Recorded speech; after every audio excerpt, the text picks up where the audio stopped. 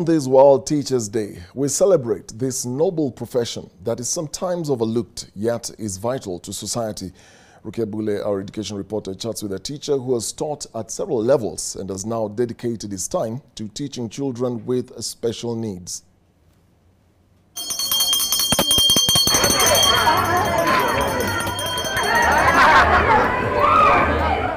Since 1994, teachers across the world are recognized for their tedious, selfless profession, a day celebrated on October 5th every year to acknowledge and appreciate the teaching profession worldwide.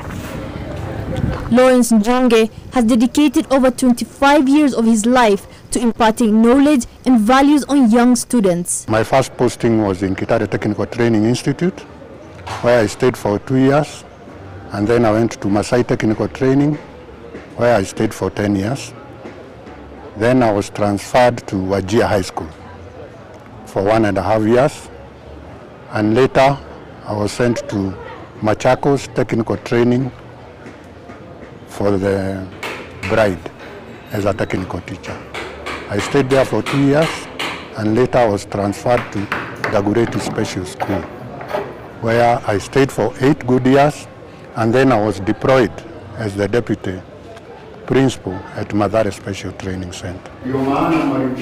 Having worked across different levels of education, from primary to secondary, TVET and special needs school, Lawrence says that the noble profession of teaching chose him. Lawrence says that his job brings him a joy that he cannot exactly put into words. I'm very glad that I'm serving learners with special needs, because most of the times we tend to neglect them. But there are people who can become people, somebody in society once you nurture them. It quite gives somebody, you feel good. Although he's able to see his efforts come to life, teaching in an institution that caters for children with special needs comes with its challenges. Majority of them come from the slum. Food is a problem to them. You find that a runner tells you the ranch that he or she takes, the next ranch will be here. So you feel for them. You have to understand the environment that they come from, so that when they are in school, you are able to adapt. Teachers who teach students with special needs also feel stigmatized and highly underappreciated. On the part of the runners, I feel appreciated when you find a runner. When he or she finds you, you can see the glow on the face. You see that smile from the runner. The society outside there, once they run where you work, they try to, to demean you and to see as if you are doing nothing, because they really don't understand. Because before I joined special education, I used to be like them, and because I didn't know. But since I know, I really don't care what people say about it. At a time the country is grappling with the controversial issue of the competency-based curriculum, CBC, the special needs sector feels excluded. And that's why I appreciate the president for the committee that he appointed to look again at the CBC.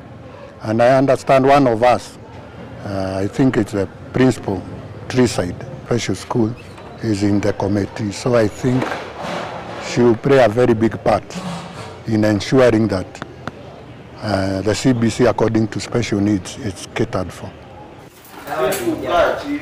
Lawrence urges the society to be more accepting of children living with special needs. Parents struggling with a kid in a regular school, but even if you try to talk to them that this child has a special need, they will never accept. So they end up wasting most of the time for the child in regular school, and these children get bullied. So they kind of become worse. So it's good they take measures, early measures, so that the child is placed in the right place. As we celebrate teachers today and express our gratitude for their contributions, Lawrence remains optimistic and hopes to continue his role of preparing children living with special needs to face the world. Once a teacher, you always become a teacher. So I'm in it for life. Rukia Bule, NTV.